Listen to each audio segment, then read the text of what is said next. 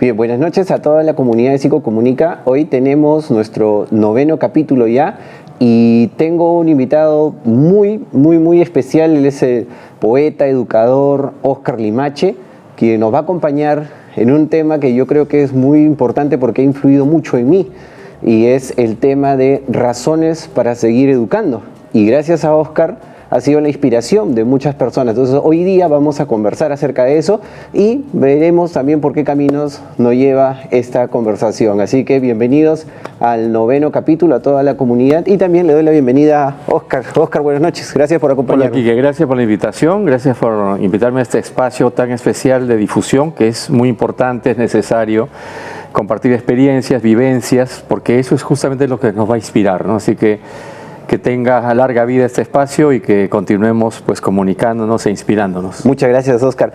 Dentro de todas las conversaciones que hemos tenido, había una frase que a mí me marcó y que me sirvió mucho también para hacer la labor que ahora realizo también de educador, y era esto: razones para seguir educando. Sobre esa frase, ¿qué podemos mencionar? ¿Cómo podríamos...? Yo he tenido la suerte, el privilegio de poder capacitar colegas, profesores para el Ministerio de Educación desde el año 2004 y hacer capacitaciones en el mismo ministerio, en la Casa de la Literatura, y para editoriales privadas, y siempre encontraba que fallaba alguna cosa que tenía que ver con lo que se llama la vocación, ¿no? Es decir, notábamos colegas desazonados, descorazonados, sin mucho ánimo. Y entonces la pregunta inicial era, ¿pero qué los llevó a ustedes a elegir educación? Y además en esta especialidad, que es el caso de comunicación, ¿no? Y muchas veces afloraban cosas, ¿no? O sea, unos porque habían querido estudiar otra cosa y no les quedó más que eso, otros porque era lo que estaba más a la mano, una serie de limitaciones, y encontrábamos que llegaban muchos profesores sintiéndose muy poco valorados por la comunidad, por el país, por sus propios estudiantes, por los padres de familia, ¿no? Que muchos los consideraban como empleados, ¿no? Para eso yo pago, cosas así, ese tipo de frases, ¿no? O usted debería ocuparse, pues para eso es el profesor. O alumnos que no les interesaba lo que les iba a enseñar o compartir un maestro. De tal manera que si hubo una razón para empezar a educar o estudiar educación, en muchos de ellos parecía que se había perdido en el camino. De tal modo que yo empecé a compartir con ellos experiencias de cosas que me ocurrían, de lo único que puedo hablar con certeza, de lo que me pasó, ¿no? Del resto, pues todo es opinable y todo está en el campo de la conjetura, pero lo que sentí, lo que vi, lo que aprendí, es lo que puedo compartir con certeza. Y entonces, cada cierto tiempo yo encuentro razones para seguir educando. Unas son interiores siempre, ¿no? El afán de investigar, de compartir lo que uno va descubriendo en el camino y compartirlo con un grupo humano, ¿no? Contigo individualmente, con tu hermano, con tus amigos, con un salón, con una sociedad, con los colegas mismos. Eso es una razón, por ejemplo, ¿no? Es interior, es personal. Uno mismo se motiva, ¿no? Uno mismo está con ganas de... Uno ve una película y quiere recomendársela a todos. Uno lee un libro y quiere compartirlo con todos. Entonces uno descubre cosas en el camino y quiere compartirlas con la gente, ¿no? Entonces las experiencias de vida, los aprendizajes, compartirlos de la manera más entusiasta, más sencilla posible. Esa es una razón interna. Hay otras externas, obviamente, ¿no? Tenemos que trabajar, tenemos que vivir. Claro. O sea, tenemos que hacer muy bien nuestro trabajo para estar mejor cotizados en un mercado, para que no nos despidan de una institución, ¿no? Etcétera. Lo cual lleva a muchos colegas a agachar la cabeza ante exigencias que a veces un maestro no debería aceptar.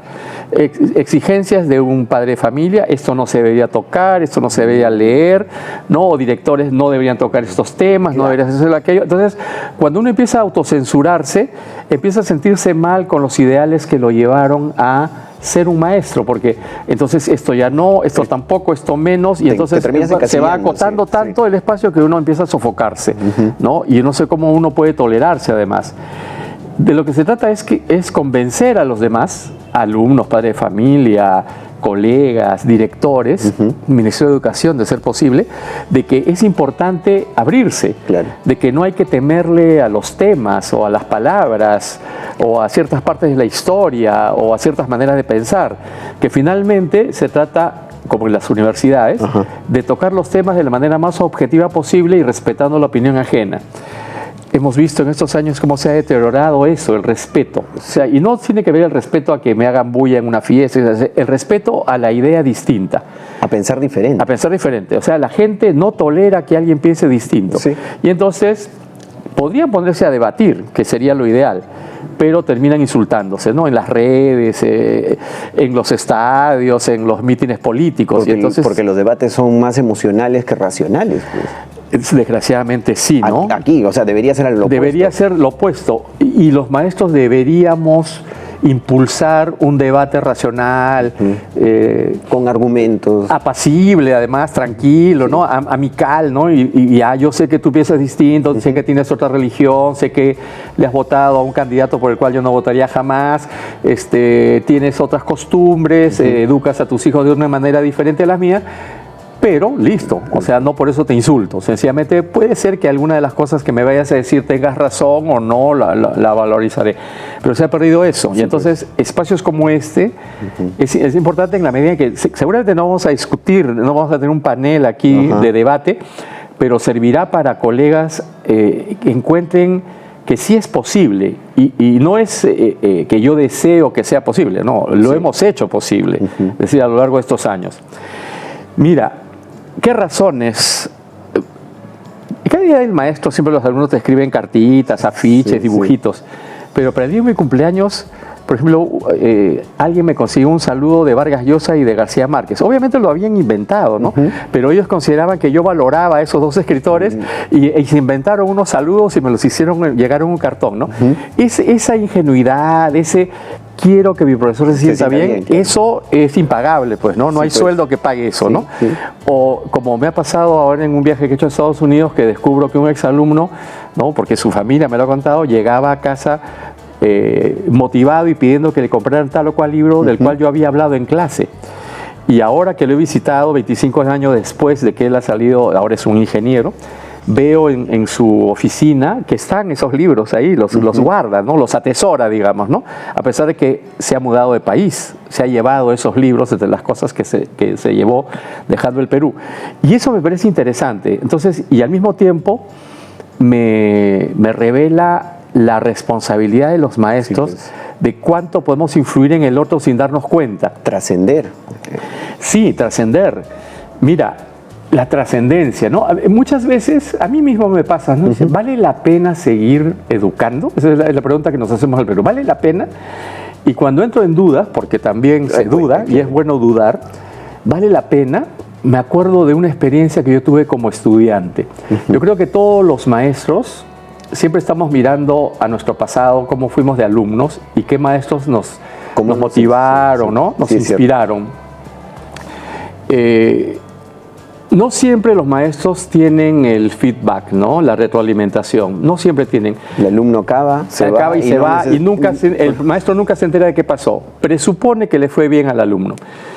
Pero esta vez se dio una ocasión especial, ¿no? En mi colegio, que era un colegio nacional, el Colegio Guadalupe,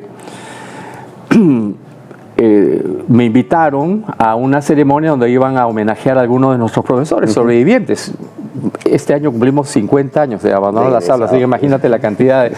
Estos estaban bastante ancianos, retirados todos ellos, y obviamente ni nos recordaban, ¿no? Porque habíamos cambiado demasiado. ¿Cuántos alumnos? Ni por nombre siquiera. Pero entre ellos estaba un maestro que dije, por fin voy a tener la oportunidad de decirle lo que siempre quise decirle y no le pude decir. Me antecedían colegas, compañeros, en el homenaje de entrega de reconocimientos uno a uno, y cada uno de mis ex compañeros de colegio iba siendo presentado con sus títulos, ¿no? Doctor, ingeniero, antes del nombre, ¿no? Un título así rimbombante, ¿no? Director de tal o cual empresa o agencia o hospital, etcétera. Lo cual me parecía muy bien, era señal de éxito, ¿no? Tal como lo entendemos en nuestro país. Y cuando me tocó a mí, que en realidad no estaba programado, parece que faltó alguien y se le ocurrió que, a ver, ¿puedes hacerlo? Y dije, sí, con gusto. Entonces, les dije a mis maestros, ¿no? Habían 3 o 4 entre los 8 que estaban ahí, que habían sido mis profesores. Le dije, miren, yo he estado escuchando previamente y todos los que me han antecedido son abogados, ingenieros, médicos, etcétera. Y me doy cuenta que yo soy el único que tiene el mismo oficio que ustedes. Yo soy maestro igual que ustedes. Y cuando me entran las dudas sobre si vale la pena seguir educando en nuestro país, yo recuerdo al profesor Ochoa, que nos enseñaba álgebra, y él estaba ahí, ¿no? Además, ni siquiera lo vi cómo reaccionaba o no, si entendió lo que yo iba a contar. Nos estaba enseñando a despejar ecuaciones de primer grado, estábamos en segundo de secundaria, y pues para comprobar si habíamos entendido iba sacando compañeros, ¿no? Y ninguno lo hacía, ¿no? Y finalmente me sacó a mí, ¿no? Donde suponía que ya yo tendría que hacerlo, y yo también fracasé, ¿no? No hice la operación bien, y él como que se dio por vencido. O sea, se le llenaron los ojos de lágrimas, se dio media vuelta y abandonó el salón. Y se fue. Entonces, la sensación, lo que corrió por el salón era recriminarnos entre todos. Ya ves, por tu culpa, tú no prestaste atención y tú tampoco. O sea, nadie había estado a la altura del esfuerzo de este profesor, que era obvio que amaba su curso y quería enseñarnos, pero no le respondíamos a la altura de lo que él estaba esperando. Ninguno de nosotros. Y nos sentíamos muy mal. Yo me sentía mal, yo veía que mis compañeros se sentían mal y decían, ¿y ahora qué hacemos? ¿No? Porque nos sentíamos abandonados y lo que nacía en nosotros era irle a pedirle perdón, ¿no? Por no haberle entendido y que por favor regrese, ¿no? Y entonces ahora, ¿quién va a ir a decirle eso al maestro, ¿no? ¿Quién le va a ir a decir? Y estábamos discutiendo quién tenía que ser cuando la puerta se abrió nuevamente. Entró el profesor Ochoa, subió otra vez al estrado, borró la pizarra y volvió a explicar todo de nuevo. Cada vez que yo dudo si vale la pena seguir educando, ese gesto que hizo mi maestro cuando yo tenía 12 años, 13 tal vez, me indica cuál es el camino. Es decir, no voy a abandonarlos como no me abandonaron. O sea, vamos a seguir. No importa las dificultades, no importa los problemas. Ahora, yo puedo decir que yo no he tenido que esperar 45 años como el maestro Ochoa para escuchar esto, porque yo lo recibo bastante seguido de mis exalumnos. Entonces, es un privilegio también poder ahora contar con las redes y que te lo hagan saber, ¿no? Aunque estén en cualquier parte del mundo. Porque tú empezaste la conversación diciendo, aquí no valoramos esto, esta parte del factor humano del profesor en cualquiera de los niveles, ¿no? Inicial, primaria, secundaria, superior. Y en otros países sí, es una profesión de las mejores remuneradas, más respetadas inclusive socialmente hablando. Decir que eres un educador, un profesor, no es visto, como tú lo mencionaste en un momento, como que ya pues me tocó esta opción, ¿no? Sino más bien la vocación de servir y de entender que muchos de los educadores además forman a otros profesionales. Yo les pregunto a mis estudiantes, ¿cuál es la parte más importante de la casa? Entonces nunca saben por dónde va la pregunta, ¿no? Entonces, ¿cuál es el mueble más importante que uno tiene en la casa? Entonces, al final logran descubrir y estar de acuerdo todos que es la mesa. Donde se reúne la gente, la familia para comer, para celebrar las fiestas, la Navidad, ¿no? O sea, la mesa es un lugar sagrado, ¿no? El espacio del encuentro. El espacio del encuentro. O sea, los cuartos son privados, los baños son demasiado privados, la sala es para las visitas, pero el comedor es para tus invitados, es para la familia, etc. Entonces yo digo, ¿y alguna vez se celebra el Día del Carpintero? O sea, ¿ustedes saben quién es el nombre del que hizo esa mesa, que es tan importante? No. Y sin embargo se celebra el Día del Maestro. Es decir, es un privilegio que tenemos los maestros de que se nos celebre un día y no a gente que ha hecho cosas tan importantes. ¿Quién construyó la casa donde vivo? ¿No? Algunos ni siquiera se acuerdan de la enfermera anestesista, ¿no? Ni del médico que me salvó en una operación, ¿no? Entonces, el maestro está siendo recordado porque en realidad lo que hace el maestro sí es importante, muy importante. No se puede medir tal vez con un aparato, Ajá. pero yo a destiempo voy recibiendo la retroalimentación y me van diciendo que en realidad ahí donde parecía que estaba experimentando mucho no me había equivocado, que la intuición me llevó a descubrir que eso era lo correcto a pesar de que el manual decía lo contrario, ¿no? De tal manera que reconociendo que soy bastante heterodoxo en mis maneras, yo comparto esas experiencias con mis colegas, ¿no? Digo, pero atrévanse a pensar fuera de la caja, a salirse del molde, ¿no? Y yo creo que necesitamos eso. Y una cosa que aprendí también, porque nuestros directores han sido lo suficientemente honestos como para decirnos, me encontré con el alumno tal o cual, y me preguntó, profesor tal y cual, que resulta que eran los más exigentes.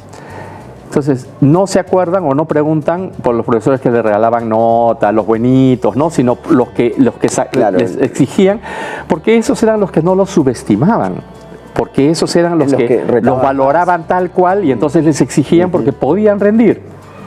Yo creo que eso el alumno, si no lo sabe, lo intuye y luego lo valora, siempre. Entonces, yo conozco colegas que no se atreven a ser exigentes porque temen ser impopulares.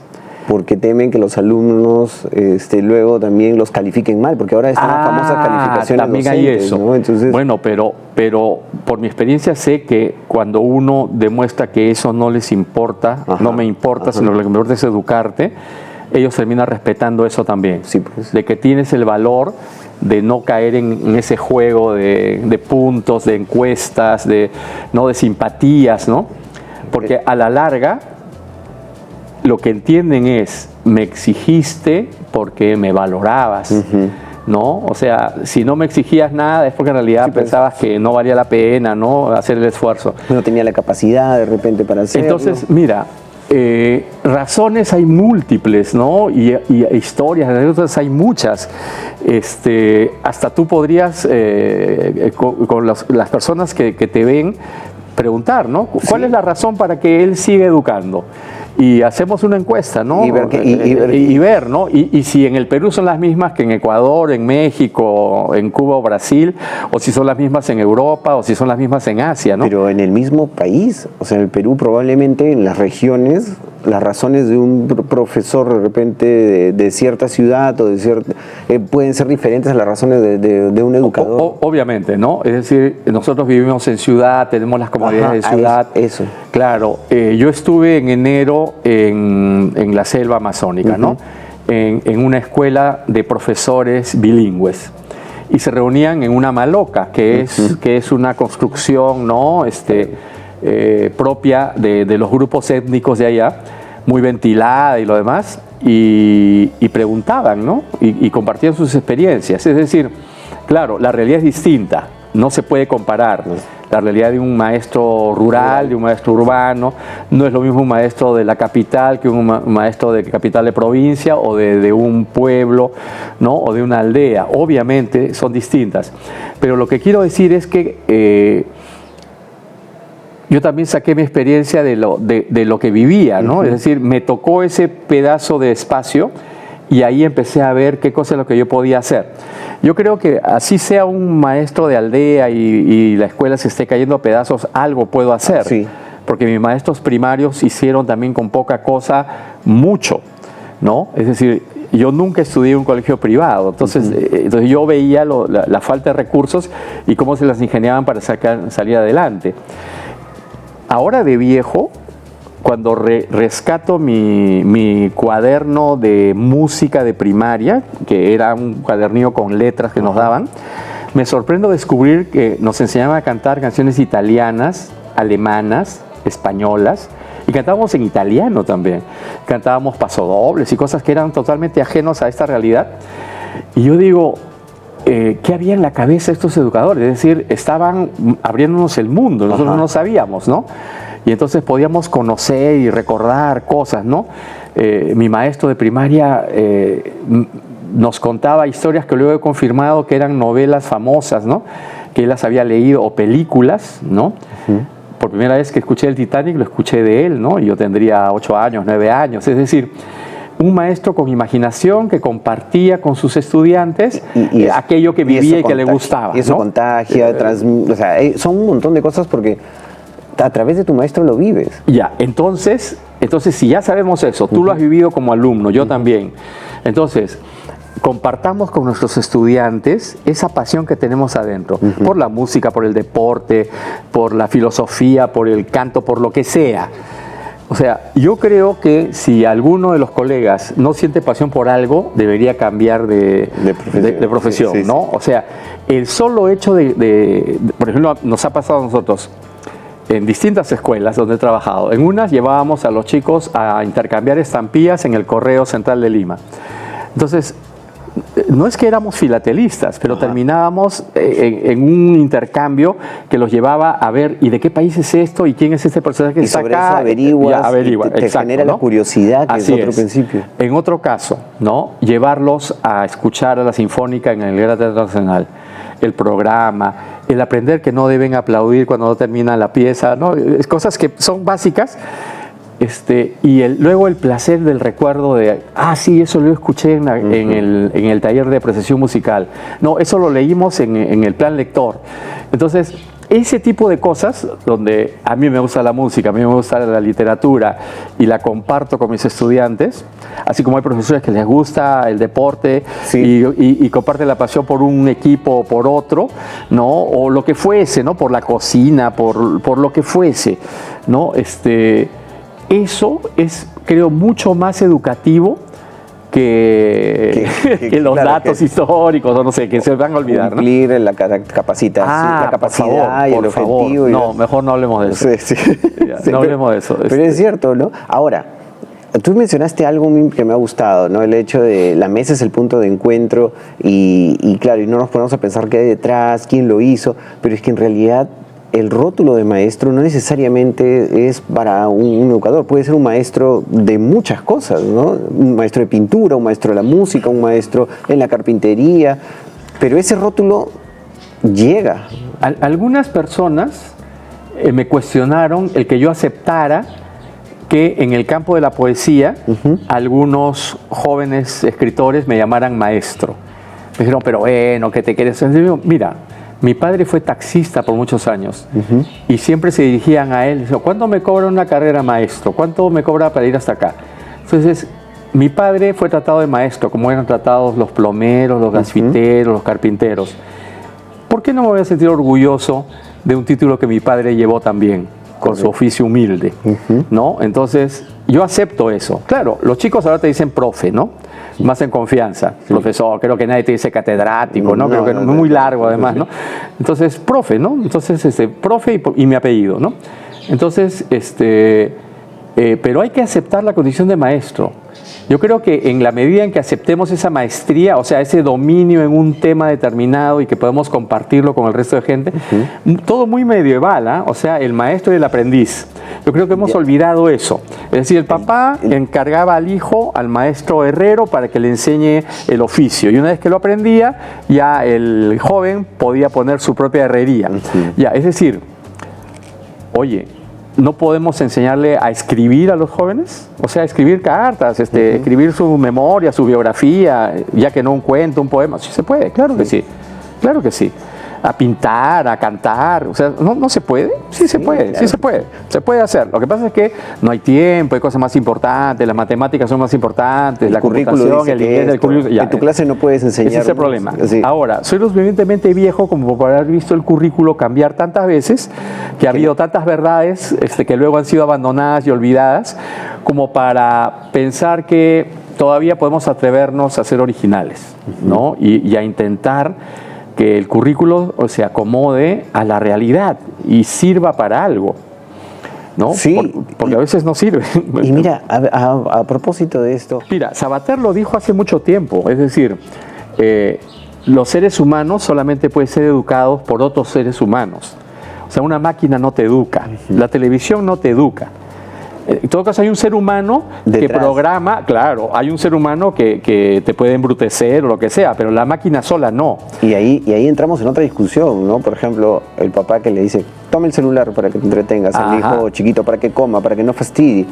Bueno, he visto a un niño que no comía si es que no estaba con su juego ahí. Ya, listo. Es lo que estás diciendo. Bueno, pero yo no comía si es que no tenía un libro delante, hasta leía las recetas. De repente es reemplazar un vicio por otro, no sé, no lo sé, ¿no? Tampoco voy a juzgar eso, ¿no? Ajá. Pero claro, si es por ahorrarme un problema, toma, entonces ahí hay un problema, claro, ¿no? eso no es... Porque claro, la gran pregunta es, y bueno, y los juegos en la calle, y la pelota, quedaron? y el trompo, ¿dónde quedaron, no? Entonces todo es ahora esto, o sea, y el papá no juega con el hijo, no le lee, o sea, claro, todos están ocupados, trabajando, todos están cansados, sí, pero, y entonces, ¿qué pasó? ¿Lo dejamos así nada más? Hay muchas lagunas, hay muchas inconsistencias, muchas que se ven.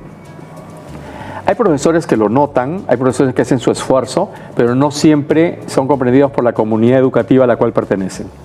Entiendo. Ya viene a causar problemas, si estaba bien todo así, ¿por qué van a cambiar? Nos vas a hacer trabajar más. Así es, ¿no? Claro, la mayoría de gente no quiere trabajar más, ¿no? Bueno, yo tampoco quiero trabajar más, pero es que justamente haciendo esto vamos a trabajar menos después, porque van a aprender, van a entender mejor, ¿no? Mira, yo he dicho, bueno, tú recuerdas esta frase y con eso hemos comenzado, pero yo he dicho varias frases a veces en entrevistas que la gente se ha quedado así un poco. Una vez un estudiante me dijo, y usted, claro, salió este tema de los profesores son sacrificados, ¿no? Se sacrifican por enseñarnos, la gratitud, etcétera, ¿no? O frases como yo me he quemado las pestañas estudiando. Ya, entonces, yo veo en mí mismo, yo no me he quemado las pestañas, o sea, yo estudiaba porque me gustaba, me interesaba, tenía curiosidad intelectual, no sé, y no había quien me diera respuestas, entonces yo las buscaba en los libros, etcétera. Por lo tanto, yo jamás he sentido que esto sea un sacrificio.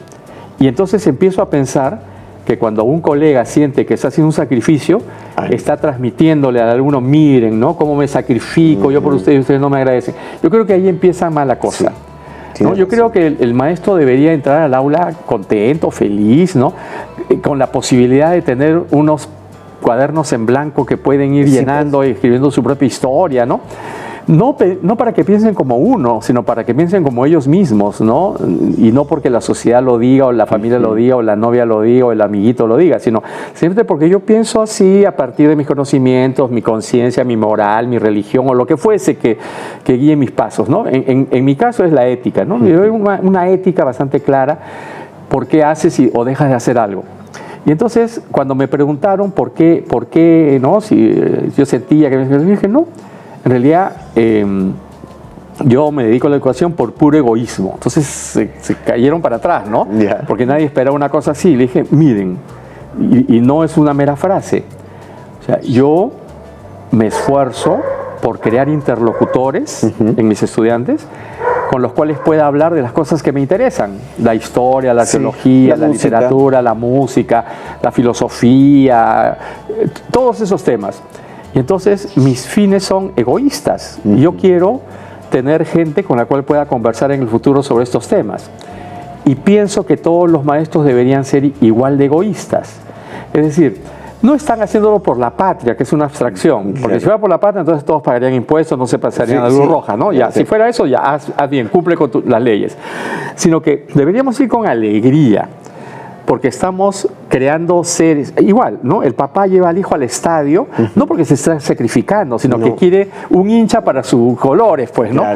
La mamá lleva a la iglesia a la hija porque quiere salvar su alma. Es decir, no es que, ay, mira, me estoy sacrificando, yo de la iglesia. No, por favor, no es así. No es así. Entonces, no debería ser así. Y a veces los chicos perciben eso, ¿no? Como que el maestro se presenta como víctima de la sociedad. Miren, recibo los maltratos. Por ustedes no visito a mi madre que está enferma, está grave. Y encima me pagan mal. Y me pagan mal. Entonces, ¿para qué estás acá, no? O sea, ¿para qué escogiste esto? Y además, ¿por qué no te cambias a hacer otra cosa que te pueda? Yo le digo a mis chicos, miren, yo me podría dedicar a otras cosas. Yo he sido fotógrafo, editor, traductor, podría dedicarme a otras cosas. Si me dedico a esto es porque quiero, porque me gusta, porque me interesa, porque me divierto, ¿no? Pero es cierto, ¿no? Y yo te contaba la historia de cómo gracias a tu egoísmo, que ahora lo mencionas, yo les pasaba música, la música que me gustaba te la pasaba a ti. Claro, y fue esa la anécdota que te conté sobre la música cubana, pues, ¿no? Que gracias a esa anécdota converso con un amigo, que ahora es mi amigo, cubano, y le dijo, yo sé de tu música, y eso dio una bola de nieve que me terminé...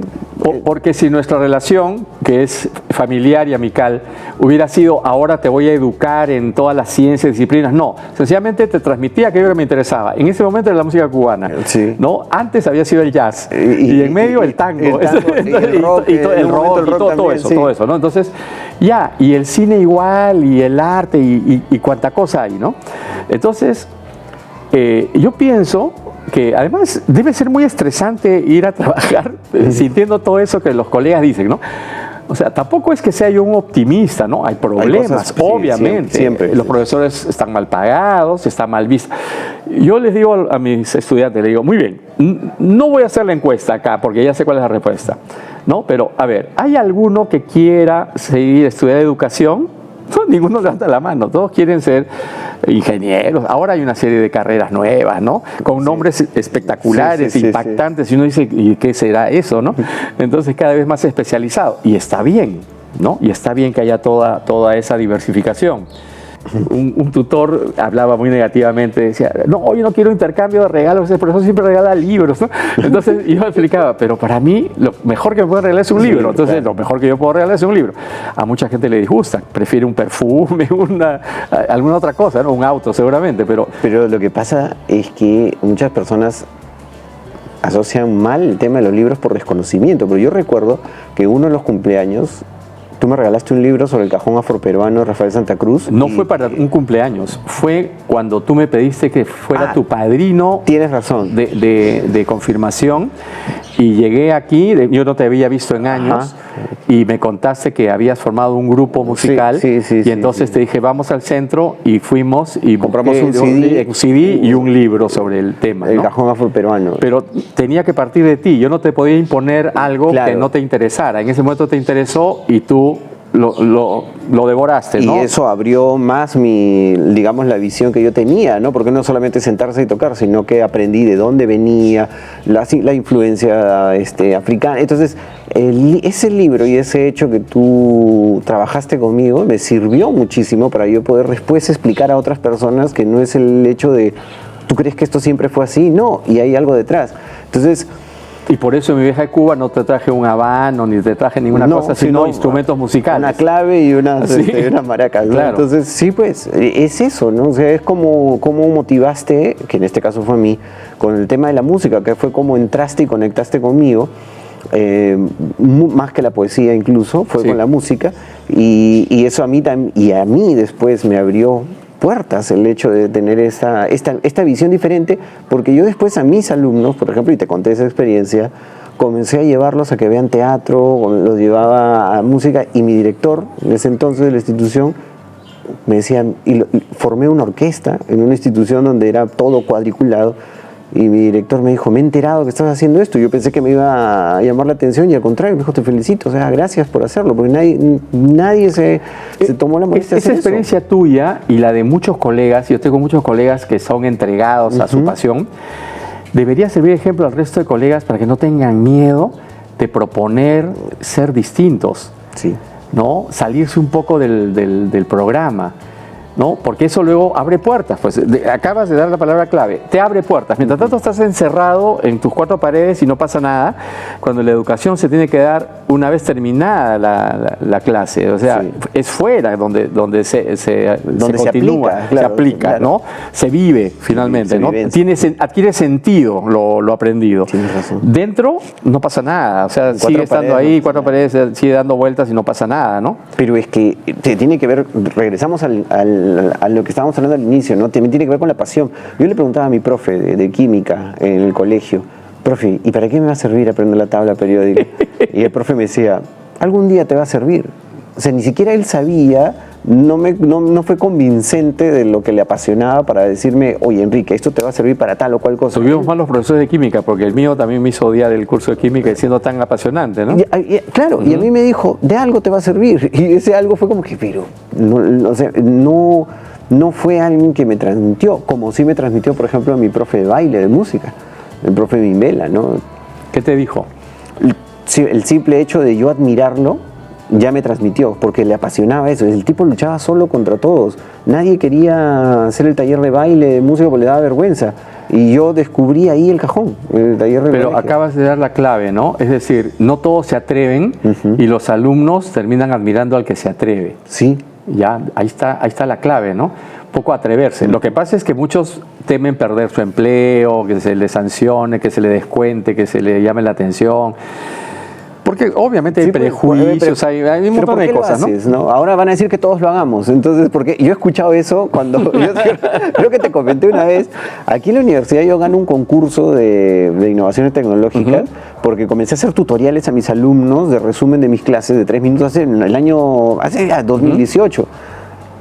Y gané un concurso de innovaciones pedagógicas y los colegas, y bueno, mi jefa en ese entonces me decía, Enrique, ¿por qué no lo compartes? ¿No? Y la resistencia de los colegas, ¿y cuánto tiempo pierdes haciendo eso? ¿No? Pero no te pagan más por eso, ¿no? Entonces le decía, no, pero entonces encuentras ese tipo de resistencia. Ahora no tendrían que hacer lo que yo hice, ¿no? Entonces ahora te van a decir, ¿por qué haces estas cosas? ¿Qué ganas? ¿Quién te paga? ¿No? Exacto, ¿no? O sea, y encuentras ese tipo de resistencia, ¿no? Yo no estoy diciendo, eso era lo que yo intuí que me funcionaba, porque le preguntas a los alumnos, ¿cómo estás aprendiendo ahora? ¿Cuál es tu técnica de estudio? Tutoriales, ¿no? Entonces, ok, pues es una nueva forma, ¿no? Pueden seguir con lo tradicional, que es subrayado, el resumen, pero también aparecen nuevas cosas, y yo creo que los que estamos en el tema de educación, innovar también es importante, ¿no? Hacer caso. Entonces, yo creo que va por ahí, ¿no? Me parece bien que hayas empezado por las razones, porque mucha gente no le encuentra razón, no le encuentra gusto. Es verdad. No. Y las razones están ahí, ¿no? Para mí están. O sea, cuando alguien me pregunta, ¿pero por qué enseñas? Yo me habla primero de por qué me preguntas eso. O sea, no se nota que estoy contento, o sea, que me gusta este trabajo. Exacto. O sea, no se nota que podría estar haciendo otra cosa. O sea, no estoy acá porque no tengo más remedio, sino porque en realidad quiero estar aquí, porque me siento útil, valioso. Claro, a mi edad, 65 años, ya no puedo hacer ciertas cosas y ya muchos están retirados ya. Pero yo todavía puedo hacer cosas útiles. Y sentirse útil es lo importante, porque muchos de los jubilados se sienten ya inútiles y eso es lo que los mata, ¿no? Digamos que yo estoy jubilado, pero sigo en actividad. Entonces, eso es muy bonito, además, porque digo, ya, qué bien. O sea, en cualquier momento yo puedo dedicarme a leer, a hacer las cosas que quiero. Mi trabajo no me impide hacer eso, más bien me acerca a eso. Y bueno, yo lo que trato de compartir con los colegas siempre es ese entusiasmo que tengo. De repente no es contagiable, ¿no? Es posible. Pero alguno habrá por ahí que le sirva. Entonces, para eso estamos haciendo esta conversación, ¿no? Claro, yo recuerdo muchas, ya para ir cerrando, y yo recuerdo, por ejemplo, que me invitaste a tener un cierre de un curso de música en el colegio donde tú estudiabas, con Lino, y a mí me generó mucha satisfacción ver que niños apreciaban la música de los Beatles, y hicieron todo un concierto, y hicieron su ranking de las mejores canciones. Es verdad, y nosotros cantamos y tocamos con ellos, ¿sabes? Me acuerdo, claro. Qué locazo que logren generar eso cuando yo escucho en planes lectores, colegios, educadores que dicen, la música no sirve para nada, el arte no sirve para nada, la poesía no sirve para nada. Entonces, obviamente una idea bien cerrada y bien errónea, ¿no? Cuando ponen más de esto y le quitan a las artes o a la educación física, entonces... claro, es el utilitarismo, pues, ¿no? Sí. O sea, ¿para qué sirve leer? Ajá. Para nada. En realidad no sirve para nada. ¿Para qué te sirve escuchar música? O sea, ¿no? Y hasta pagas para ver una película. Entonces, en realidad te da placer. Y no, pero me aburre. Bueno, eso es tu problema, ¿no? O sea, hay gente que se aburre en las fiestas también. Entonces, y no por eso van a dejar de ver fiestas. Hay gente que se divierte en una fiesta. Sí, mira, yo sé que hay mucho que conversar, que en estos años, que son muchos, son bastantes, seguramente 25 años por lo menos. Sí, seguramente van a haber más entrevistas y más, bueno, más conversaciones. llamémosla entonces razones para seguir educando, y espero yo continuar teniendo razones para seguir educando. No quisiera retirarme de eso porque cada vez compruebo la efectividad de ciertas cosas y ciertas intuiciones, que es una cuestión de sentido común a veces. Es cierto. Cuestión de sentido común. De intuición, como mencionaste. Mira, yo veo la forma como se enseña literatura en los colegios, o cómo se ordena que debe enseñarse, qué es metáfora, qué es sinédrico, metonimia y lo demás, pero nadie lee poesía. Entonces es una cuestión de memorizar datos que no dicen nada. Y claro, un alumno me preguntaría, profe, ¿para qué sirve eso? Yo le voy a responder, para nada. Lee poesía nada más, disfrútala, diviértete. Entonces cuando leemos poesía, digo, miren, aquí hay una metáfora, ¿se dan cuenta? Ah, claro, sí, ya, listo. ¿Y qué era una metáfora? Tal cosa. Entonces, recién leyendo... La práctica, ¿no? Es como que te enseñen corcheas, semicorcheas y nunca hayas escuchado nada, ¿no? O nunca toques un instrumento, claro, ¿no? Entonces, ahí está... Y ahí es el gran debate, ¿no? Unos dirán que es de una manera, otros dirán que es de la otra. Algunos consideran que la manera tradicional es la correcta, que la otra es muy hippie, muy moderna, muy desordenada, muy caótica, muy peligrosa, porque te ayuda a pensar, te ayuda a desarrollar tu... Y te sales del método que ya está escrito. Por supuesto. ¿no? Es que el método no dice nada así. más peligroso que eso, nada más subversivo que eso para mucha gente. O sea, es cierto. Eres un peligro si es que te sale del método, porque el método es sagrado, ¿no? Pero está escrito, pero es que el método dice... no, Ahora tendré que decirle a los colegas, esos métodos van cambiando cada 10, 15 años, o sea que nada está escrito en piedra y uno mismo tiene que escribir su propio método, no el que le valga. Pero es cierto. Es cierto. Uno tiene que ser, porque ese método sale de la cabeza de alguien también. Sí, pues. O sea, si yo tuviera poder y fuera ministro, seguramente implementaría el método Limache, ¿no? Para hacer tales y cuales cosas, y cuando yo pierda el poder o caiga, vendrá otro e impondrá el suyo, porque se trata de eso, de quién tiene el poder para cambiar las cosas. Pero aquí, pero acá hay una cosa, ¿no? El poder lo tenemos los maestros. Sí. O sea, nosotros somos los que estamos en contacto directo con los chicos, sabemos sus nombres, sabemos qué les gustan, qué no les gusta, sabemos cómo llegar a ellos y ningún ministro puede hacer eso. Entonces, y a veces ni los papás mismos conocen las potencialidades de sus hijos. Cuando dicen quiero ser pintor, quiero ser músico, te vas a morir de hambre. O sea, en vez de apoyarlos... Yo lo he escuchado muchas veces. Claro, eso. También, ¿no?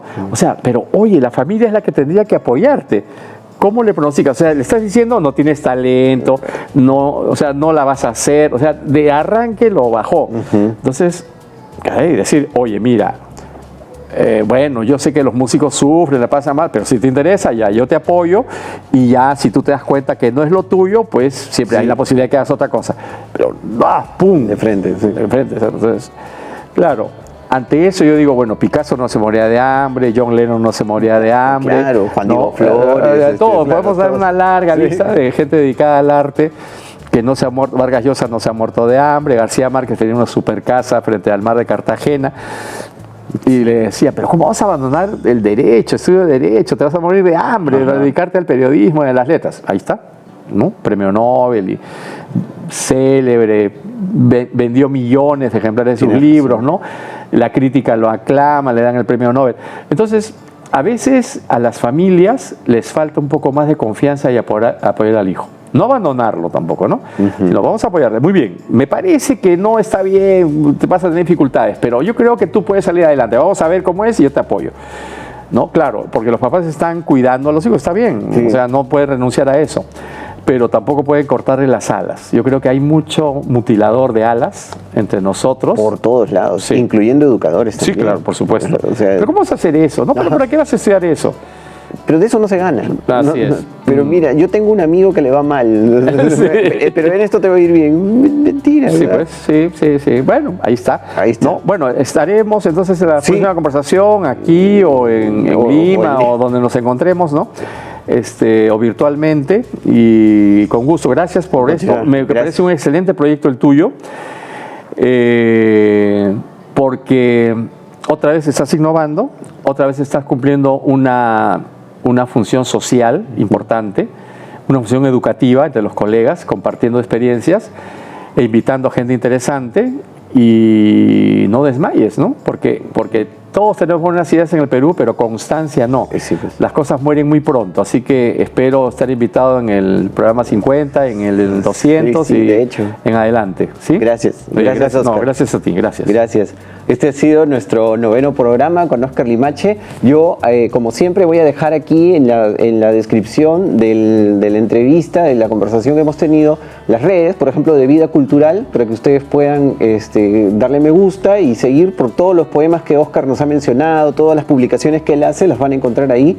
Y bueno, y así seguir creciendo en esta comunidad de educadores. Así que gracias Oscar una vez más. Oscar Limache, educador, poeta, mi maestro.